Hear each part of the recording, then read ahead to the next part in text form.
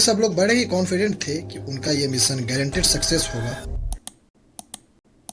इन सभी ने इंग्लैंड को अलविदा कहा और आर्कटिक के बर्फीले समुद्री दुनिया की तरफ रवाना हो गए।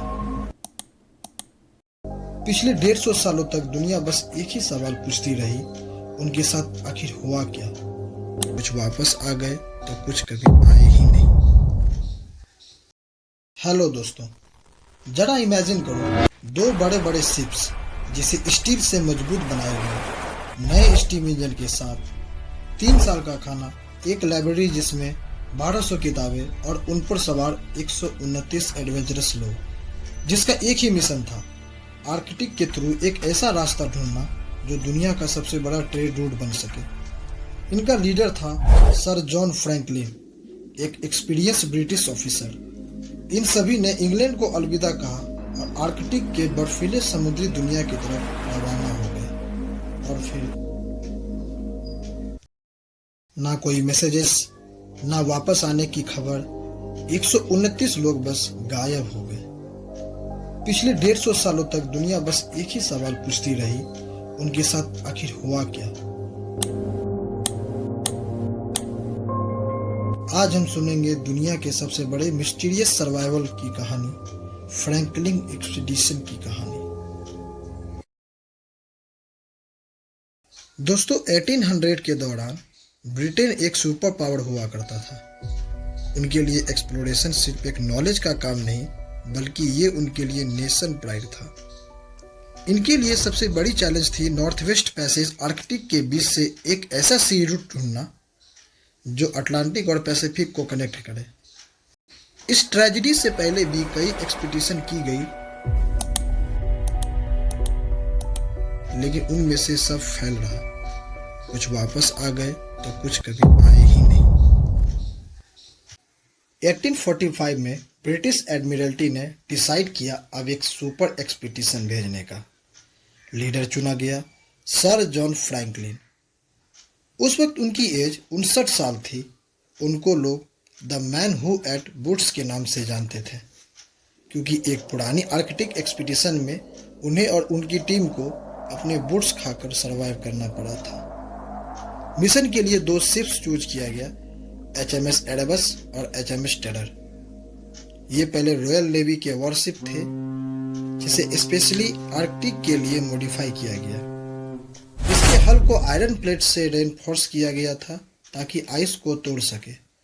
दोनों शिप्स में स्टीम इंजन था जो कोयला से चलता था, एक हीटिंग सिस्टम, एक डिसैलिनेटर जो सी वाटर को ड्रिंकिंग वाटर बनाता था, और एक बड़ा सा स्टोर था जहां 3 साल तक का खाना स्टोर करके रखा जाता था।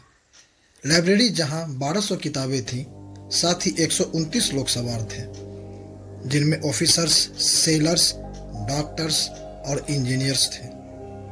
ये सब लोग बड़े ही कॉन्फिडेंट थे कि उनका ये मिशन गारंटेड सक्सेस होगा। उन लोगों को यह लगता था कि वो कुछ ही सालों में वापस आ जाएंगे। मई 1845 को फ्रैंकलिन और उनकी टीम ने इंग्लैंड से अपना जर्नी स्टार्ट किया। ग्रीनलैंड में उन्होंने एक स्टॉप लिया।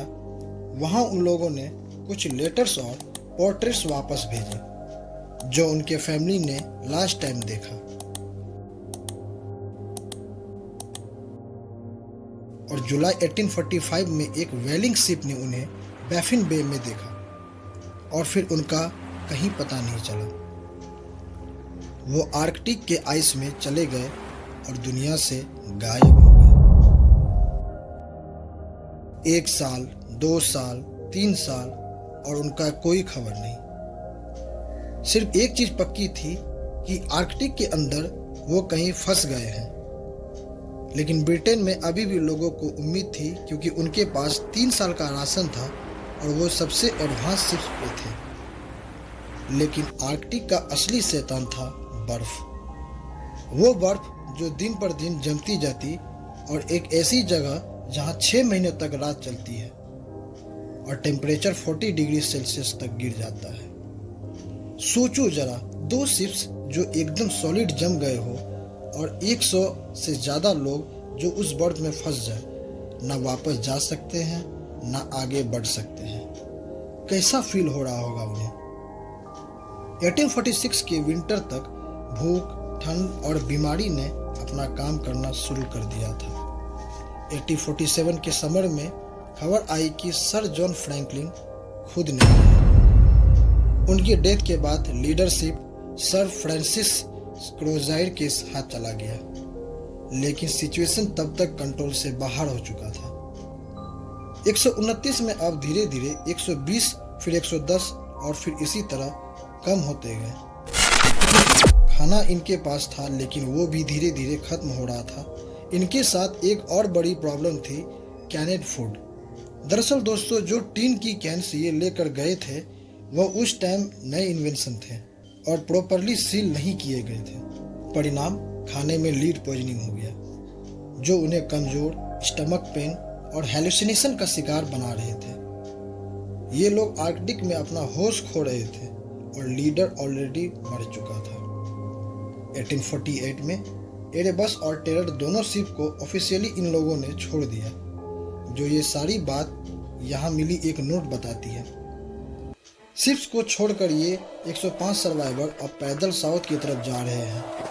ये अपने साथ स्लेज लेकर जा रहे हैं, जिनमें बोट्स, खाना और सप्लाइड लोड किया गया था।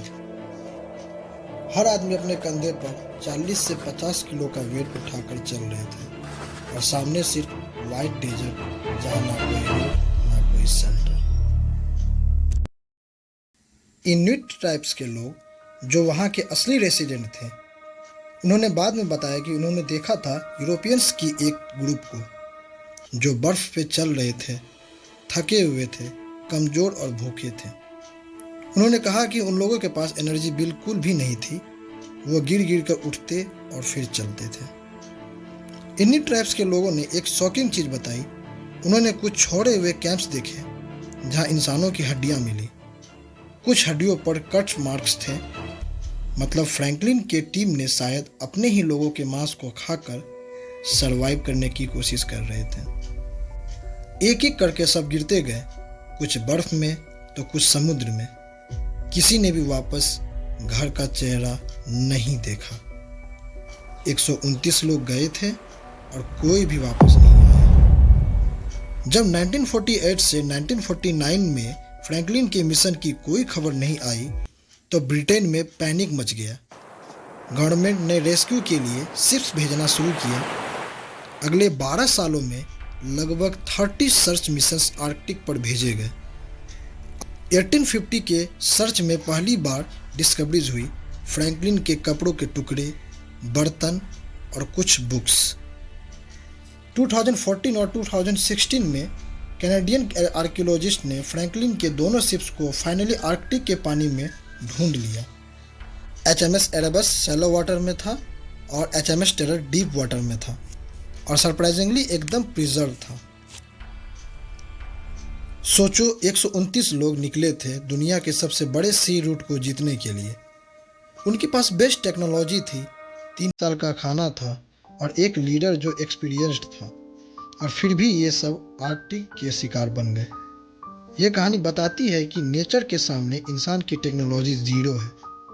इंसान चाहे कितना भी पावरफुल हो, अगर वो नेचर का रिस्पेक्ट नहीं करेगा तो उसका अंजाम भी फ्रैंकलिन एक्सपीडिशन जैसा ही होगा।